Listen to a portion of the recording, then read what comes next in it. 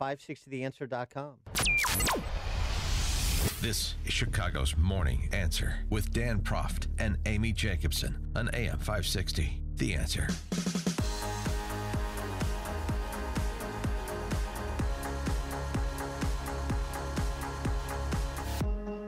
Good morning, Dan and Amy. There's a lot of clips in the vault from which to choose that have become instant classics over the weekend. And also some new instant classics, some fresh material over the weekend, and I certainly appreciate that, most notably from No Justice, No Peace Maxine, but not exclusive to her. Why don't we... Where do you want to start? Take a stroll down old memory lane, memories like the corner of my eyes, Democrat socialists for the last 2 years.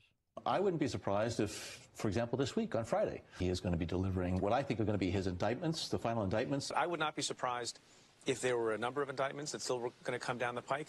There are indictments in this president's future. That's a bombshell. The bombshell. This bombshell. Drop the bombshell. Bombshell accusation. Bombshell accusation. This is evidence of willingness to commit collusion. If this BuzzFeed News report is true, then we are likely on our way to possible impeachment proceedings. If this story is true, we must begin impeachment proceedings. This is suborning perjury.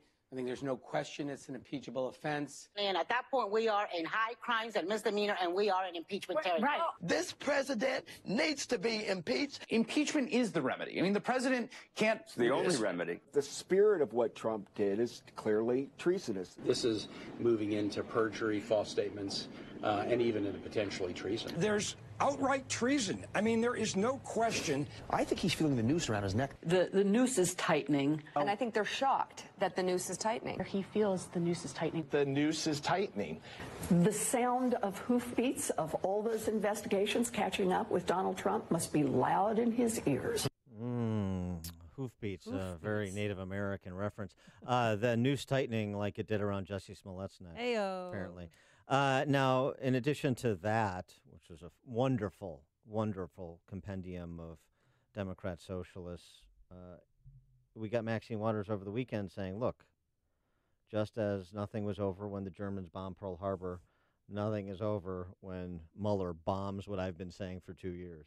This president has a way of trying to get into people's heads and indoctrinate them. He's been saying no collusion, no collusion, no collusion over and over again for a long time now. And he's going to try and conclude that this report is proving that there's no collusion. And you have a lot of his sycophants who will, take the nod from him and they'll say the same thing. But we cannot allow them to get away with this. He does this all the time.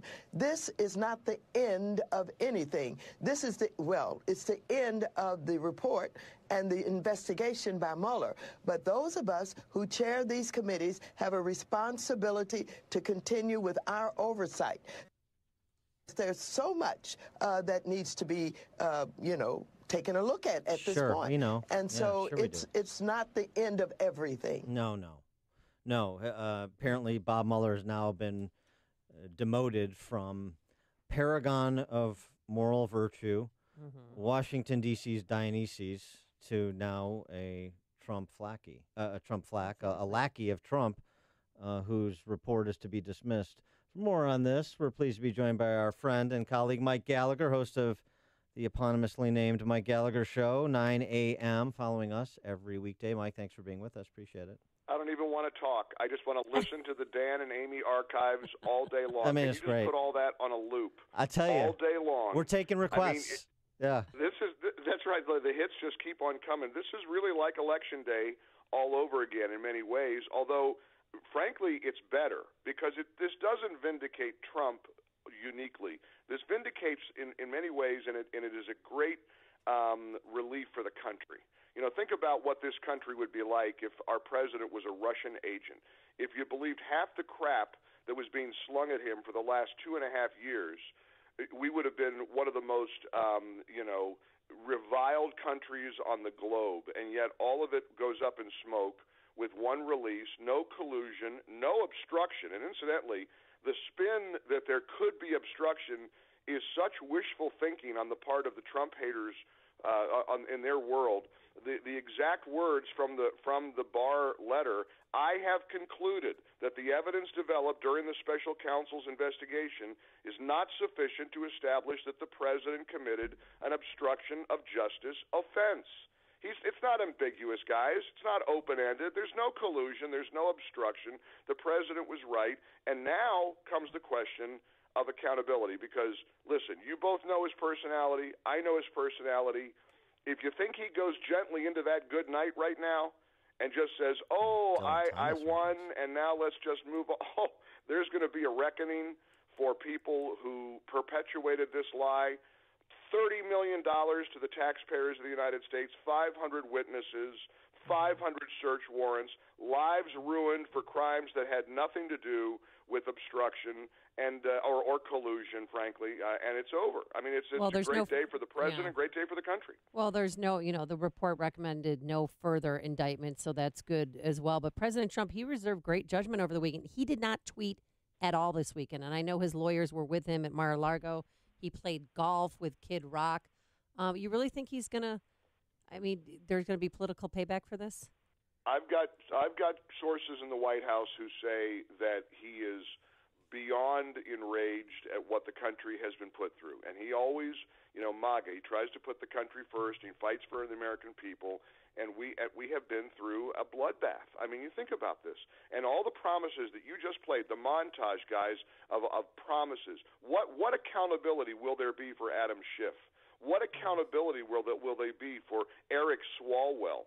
All of these elected representatives, high levels of position and authority, promising indictments, promising the president. They knew these guys had access to the same evidence that now the country is seeing, and lied on national television and radio and repeatedly said they saw evidence of collusion. It's nonsense, and there's going to be a reckoning. No, the president isn't just going to tuck tail here on this. Well, and there's going to be a lot of accountability, I believe. And again, just the political payback is going to be profound enough. He very well just got elected handily over the weekend in 2020. This could have sealed his election. And for the Trump haters, all of a sudden the McCain thing goes away in the blink of an eye. All the people who are hoping that there's something that they can gin up against him to try to get him defeated, because that's all it's about. The Trump haters use the McCain thing, and I wasn't comfortable with the McCain thing either. But you know what? To make that, the be-all, end-all of his entire presidency, this very well could have been the be-all, end-all of his reelection effort, and I think he just got reelected. Mike, I don't want you to get out over your skis, so I just want to make sure you're apprised of a couple things, because nothing is over here. You heard Maxine Waters say so, and that's good enough for me. Also, Joy Reid on MSNBC said she feels the seeds of a cover-up here with respect to Bill Barr.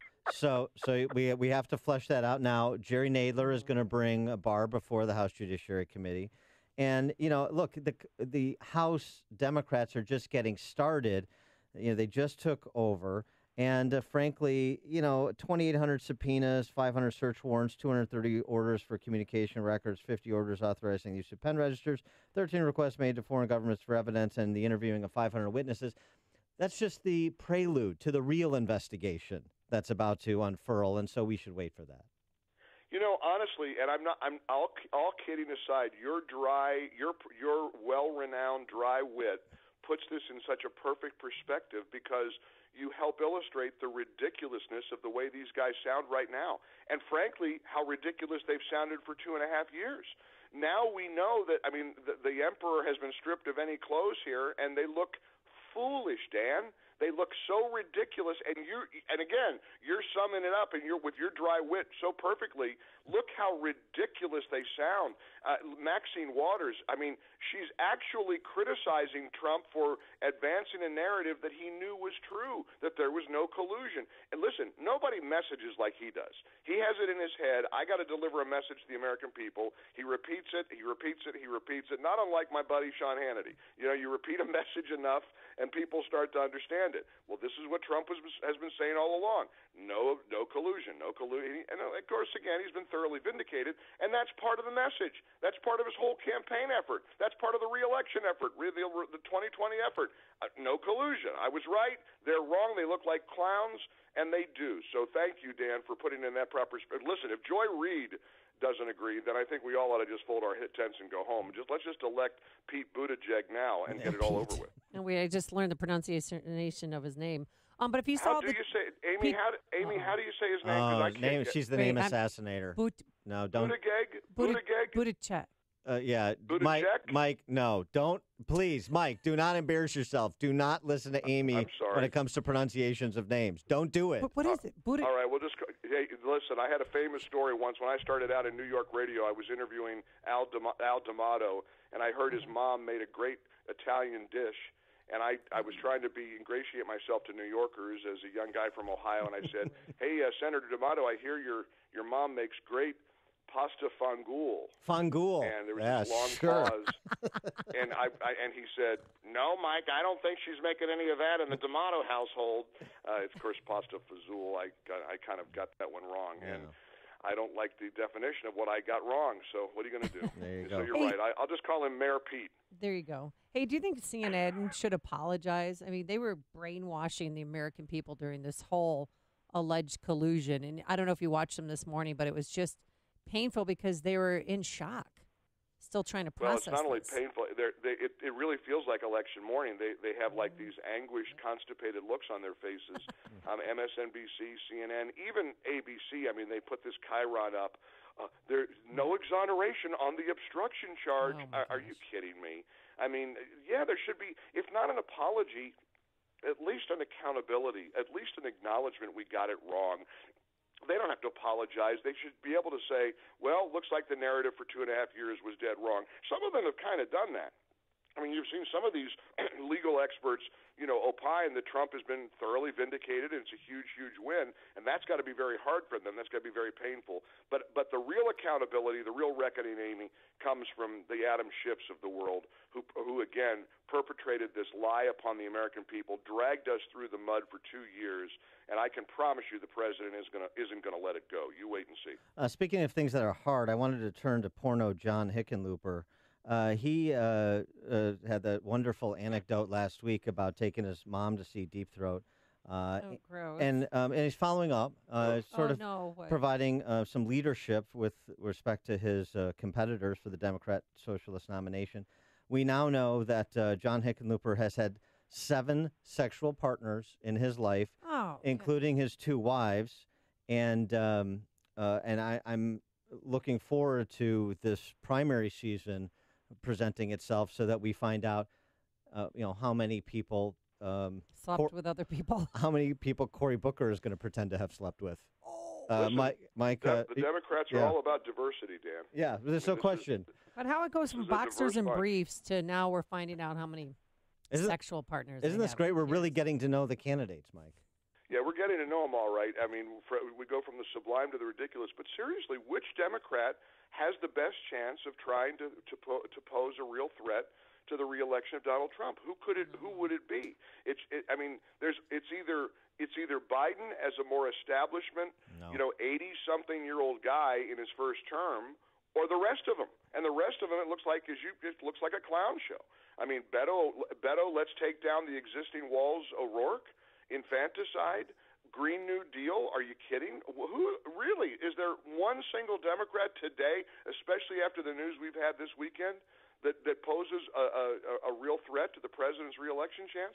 I don't think so, guys. No. I really don't. Yeah, I like it. We had a caller earlier in the show too make a European soccer suggestion. This is something Democrats would normally like, which is since they wasted all this time in Trump's first 2 years with the Mueller investigation, he should get 2 years of extra time tacked on to his first term. What do you think about that? Well, and can I make a serious point in closing in terms of what you said, Dan, a moment ago about Mueller, and all of a sudden he's gone from, like you said, the pillar of moral virtue to now this goat.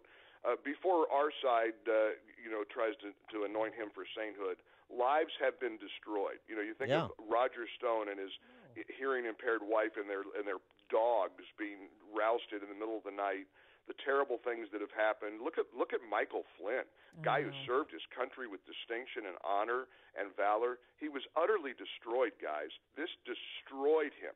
Where does he go to get his reputation back, to quote Westmoreland, huh?